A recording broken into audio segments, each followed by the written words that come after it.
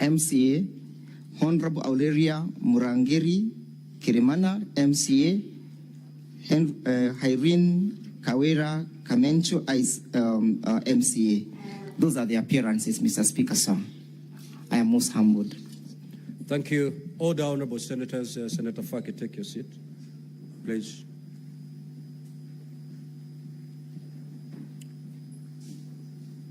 I now invite the counsel for the governor to introduce the legal team representing the governor and the governor by stating the full name and destination of each person. You may proceed, counsel. Thank you so much, Mr. Speaker. Sir, the governor's team is as follows. Number one, the governor herself, Her Excellency Honorable Kawira Mwangaza, is present. In terms of legal counsel, the team is as follows. My name is Elisha Ongoya, legal counsel. I'm assisted by Mr. Elias Mutuma, legal counsel. Ms. Brida Kimathi, legal counsel. Mr. Robert Mutembei, legal counsel. Mr. Edgar Busiega, legal counsel. And Mr. Collins Mwenda, legal counsel.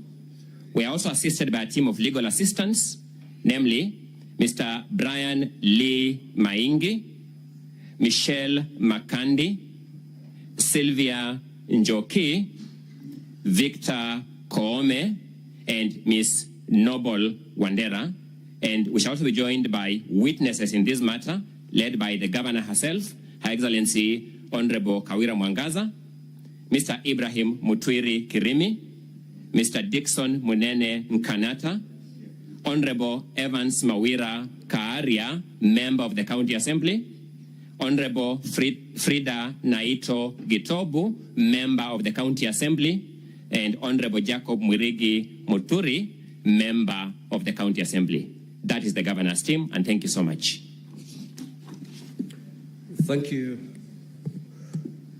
Honorable senators, ladies and gentlemen, on behalf of the Senate, I welcome the County Assembly team, the governor's team, members of the public and the media to the Senate and to these proceedings.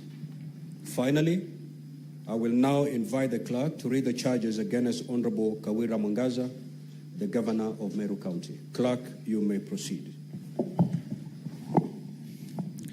Order number 4, reading of the charges on the proposed removal from office by impeachment of Honorable Kawira Mwangaza, the governor of Meru County.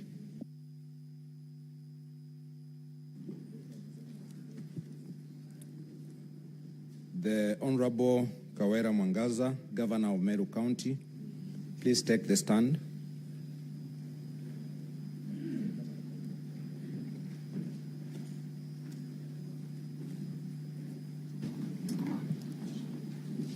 Honorable Kawira Mwangaza, the governor of Meru County, the charges against you as received from the County Assembly of Meru are as follows. Charge number 1, gross violation of the Constitution and other laws, that the governor has grossly violated, among others, Articles 10 to 27, 41, 47, 73, 232, 235, 236, and 251 of the Constitution. 2, Sections 10, 15, 19, and 24 of the Public Officer Ethics Act 2003. 3, Sections 3, 7, 8, 9, 10, 11, 13, 1B, F, 21, 29, and 59 of the Leadership and Integrity Act 2012. 4, Sections 2, 33, 45, 55, 58, 59, 59A, 63, 64, 65, and 69 of the County Governments Act 2012. 5, Section 4 of the Public Appointments County Assemblies Approval Act. 6, Section 4 of the Fair Administrative Action Act. 7, Section 6 of the Meru County Investment and Development Corporation Act. 8. Section 9(7)(b) of the Meru County Revenue Board Act. 9. Section 10(6) of the Meru County Investment and Development Corporation Act. And 10. Section 19 of the Meru County Water and Sanitation Services Act by engagement, connivance, and/or complicity in the following. 1.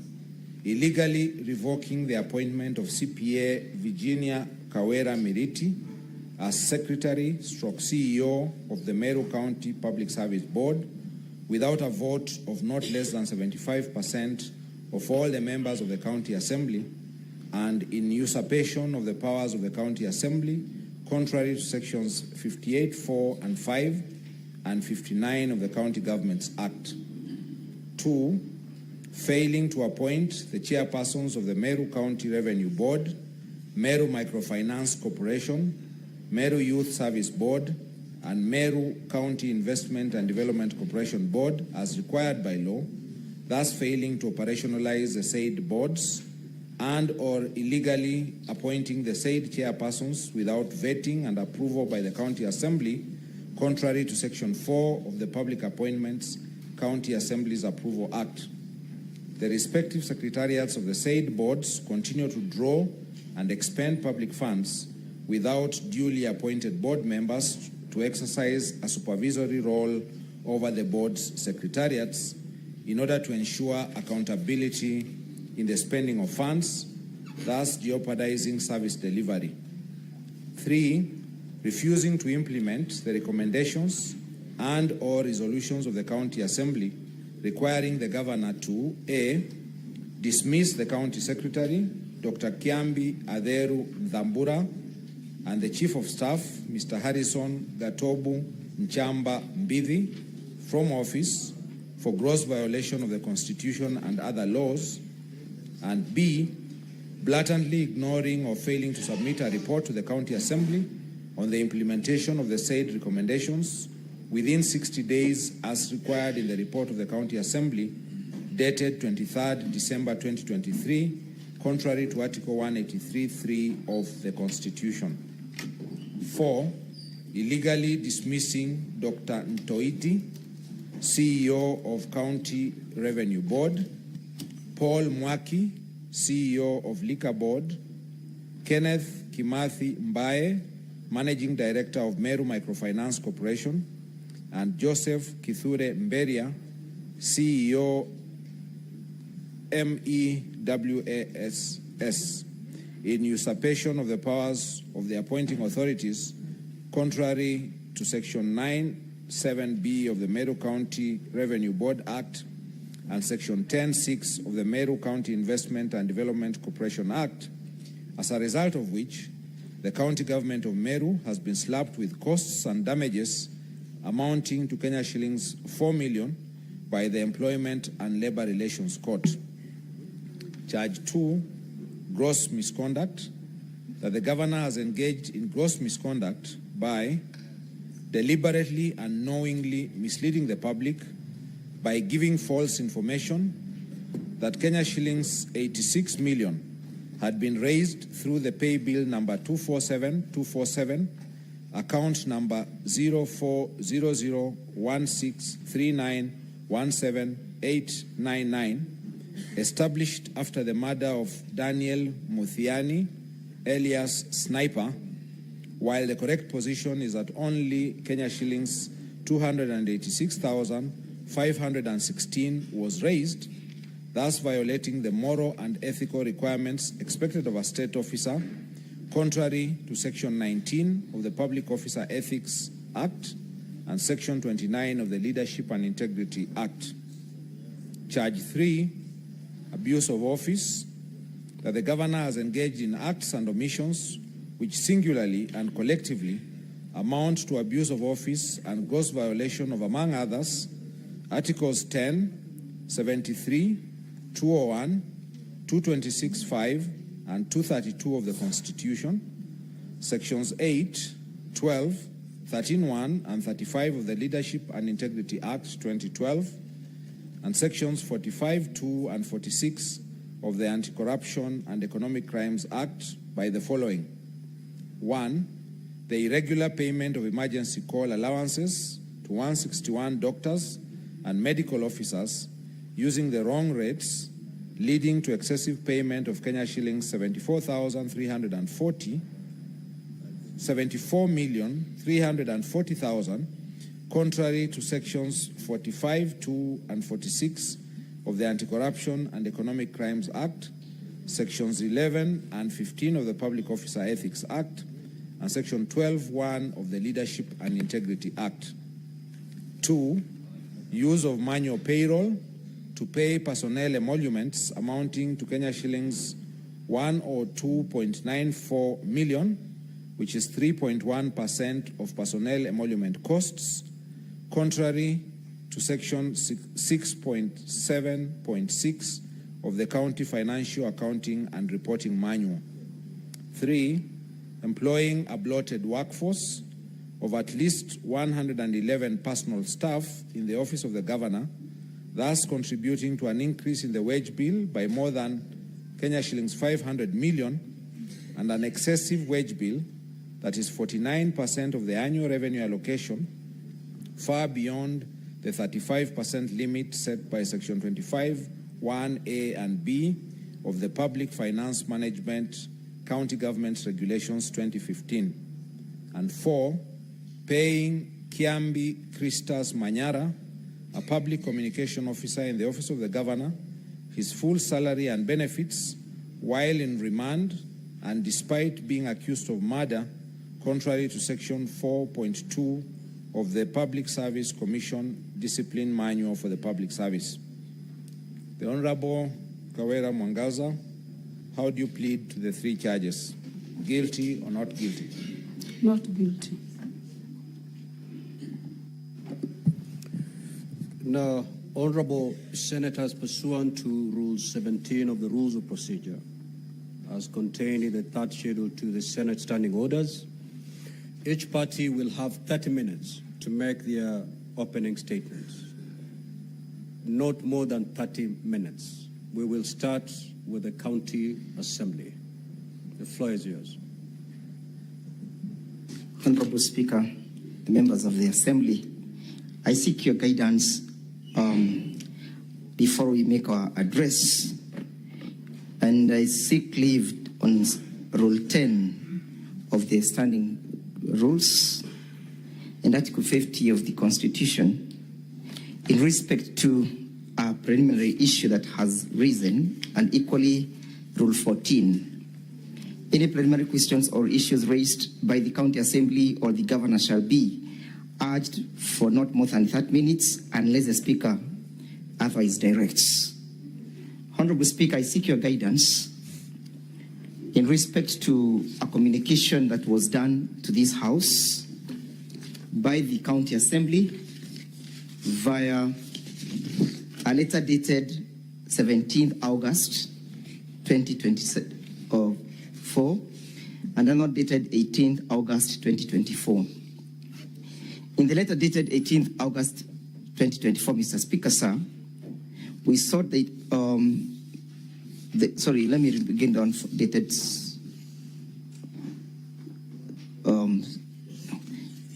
the 17th. We sought the indulgence of this Honorable Speaker to exercise its powers to summon a witness who was not within our ability. That is one CPA Virginia Kawira Meriti, who is currently the CEO of the Meru County Public Service Board. In our letter, Honorable Speaker, we laid out the basis upon which our application is premised, and that there was a sought that she comes with any relevant information that relates to the proceedings before this Assembly this morning. Virginia currently works with the county government of Meru, and she's the CEO whom we intend to speak to various issues raised in our motion. That is to mean, Honorable Speaker, that she's an integral infrastructure in respect to laying the case and the basis of our the motion for impeachment, to the extent that if her availability is not secured, will end up prejudicing the case for the county assembly. Equally, Mr. Speaker, sir, as pen off and seek your guidance. We were served with the documents and the responses from the governor's response team, and as correctly put and captured by your address this morning, Mr. Speaker, sir, we noted that there were some issues and very serious issues that were raised, some of them bordering between criminality or forgery of documents. Mr. Speaker, sir, in that respect, we noticed from the governor's response a letter from one Linda Gaki Kiome, who is the legal advisor to the governor, as at 23rd February 2024. We equally noted a purported letter from Jacob Kirari, the clerk of the county assembly. This letter is purportedly received by the Speaker of the County Assembly of Meru. Mr. Speaker, sir, those two letters have been addressed and annexed as KM5, appearing on page 11 to 12 of the governor's response at volume 1B. Additionally, Mr. Speaker, sir, the County Assembly of Meru seeks to summon the one Linda to come and speak to the authenticity of that letter. When she saw the response, she filed an affidavit which is yet to be placed on record before this Honorable Senate, but filed with the office of the clerk to the assembly, dated 18th of August 2024. Mr. Speaker, sir, the risk of us not summoning these two individuals, and especially Mr. Jacob, to come and tell us whether the county assembly ever received those letters from the county governor, will be that we shall proceed on the basis of evidence that has criminal liability, that has criminal aspects. We'll proceed to answer and to hear a case and a defense that is tainted with illegality. That means, Your Honor, so that means, Mr. Speaker, sir, that Article 50 of the Constitution shall be infringed, a right to a fair hearing, which must and shall not be derogated. Mr. Speaker, sir, it is alleged by the response at paragraph 54 to 56 of the governor's response. For the county assembly. Yes, Your Lord. Are you still on the request? Yes, I paid off on that. You're still on the preliminary issue? I seek your guidance. I pen off that. We seek the summoning of Virginia. So let's dispense with that first. Yes. Then you may proceed to make your opening statement. Yeah, in the alternative, if these are not going to be summoned, we seek to expunge from record the affidavit of one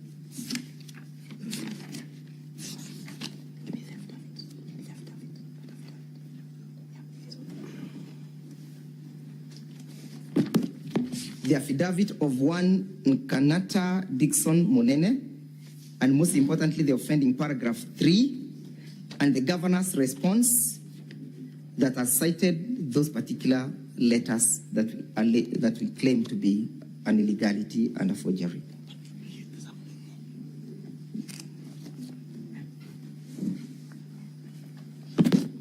But would appreciate if it was summoned. Almost summoned. Counsel for the governor, what say you in response to that request? Mr. Speaker, sir, distinguished senators, there appear to be multiple requests wrapped up as one. So I'll respond to it as follows. There is a formal request before this House for the summons to Virginia Kawira as a witness. We have no objection to the summons to Virginia Kawira as a witness. There is a statement made by my counsel that he has to produce relevant documents. Now, one of the things that these rules of procedure frown upon is trial by ambush. And therefore, we concede to a summons to Virginia Kawira to attend this Senate and make such comments as are necessary on the documents already filed and shared between the parties.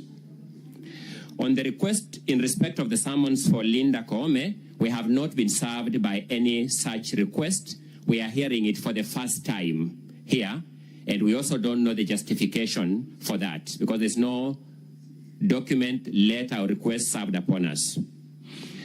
On the request to expunge the affidavit or part of the affidavit of Dixon Munene Nkanata and certain paragraphs from the response, our reply is simple.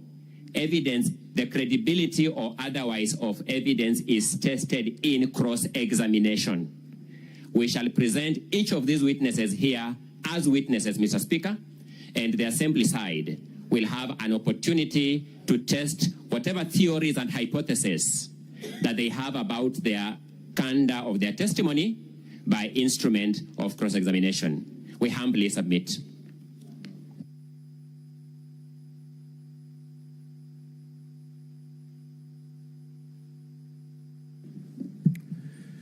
Thank you, Counsel, for the Governor. Now, the Counsel for the County Assembly has made two requests. One, to the effect that summons are issued to 3 additional witnesses to come and support the case of the County Assembly. And 2, certain paragraphs of 2 affidavits be expunged. Now, this is the ruling of the Senate. The request to issue summons to 3 witnesses to come and support the case of the County Assembly is hereby granted. The request to expunge certain paragraphs of 2 affidavits is deemed premature at this juncture, and therefore it is denied. Counsel for the County Assembly, you may now proceed to take your not more than 30 minutes to make your opening statement.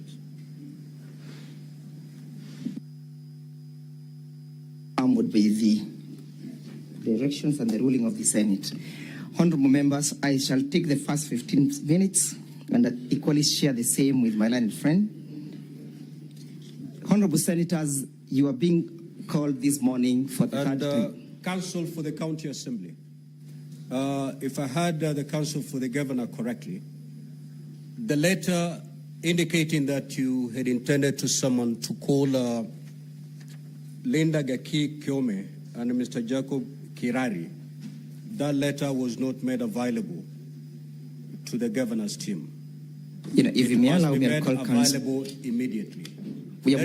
Let it be made available immediately. We are most obliged. You may proceed. And your time starts running from now. Honorable members, you are being called for the third time to interrogate the character and the ability of Governor Kawira to govern the county of Meru, the county government of Meru. It's not usual that an individual can be called and be brought before this assembly without a reason. There is a fundamental reason that underlies her ability to govern. You're being called for the third time to interrogate the ability of Governor Kawira to manage the resources of the county of Meru. You're being called upon for the third time to interrogate the ability of Governor Kawira to ensure that there is effective service delivery of services to the people and the residents of Meru County. Accountability, honorable members, is a measure of leadership. Accountability is the ability of an individual to be held to account for our actions. It's not a call for interrogating the weakness of an individual, but the ability of that individual to execute her constitutional mandates. For the third time, there cannot be malice. This cannot be personal vendetta. There is no relationship that is unconstitutional between the governor and the county assembly that can make the county assembly to be aggrieved on behalf of the people of Meru County for the third time. Accountability is the gateway to earning trust. We are here because there is serious trust deficit with the ability of Governor Kawira to govern the county of Meru. We shall bring evidence before you, honorable senators, how reckless statements that flies over the face of Chapter 6 of the Constitution in respect of the ability of an elected leader at the status of a governor to be able to earn confidence in the office that she holds. We'll show you how families are broken down courtesy of reckless statements that are not accountable, made and attributed to the governor. Honorable senators, we shall bring before you evidence how money and resources that Kenyans are on day-to-day basis working hard to generate are being misused at the heart and the behest of the governor, at the quest or behest of her inability to govern the resources, her inability to manage the county government of Meru, her inability to be in charge of the county. That is the case that we have before you. And when she is called to answer to the same, she has always an escape route. She has manufactured a serious safety valve that makes sure that she is never held to account of her actions. She blames others. She keeps on saying, it wasn't me. She is in charge of the county that as we speak, courtesy of maintaining a manual payroll, Kenya shillings 212 million hard-earned money due to the inability to manage the county. We have a governor who is serving in the county government of Meru and who is not able to manage her human resource. When proper procedures are taken, when proper procedures are called out by the employees, they are victimized. They are victimized because she wants to attribute it to the ability to manage the response has been bestowed and granted unto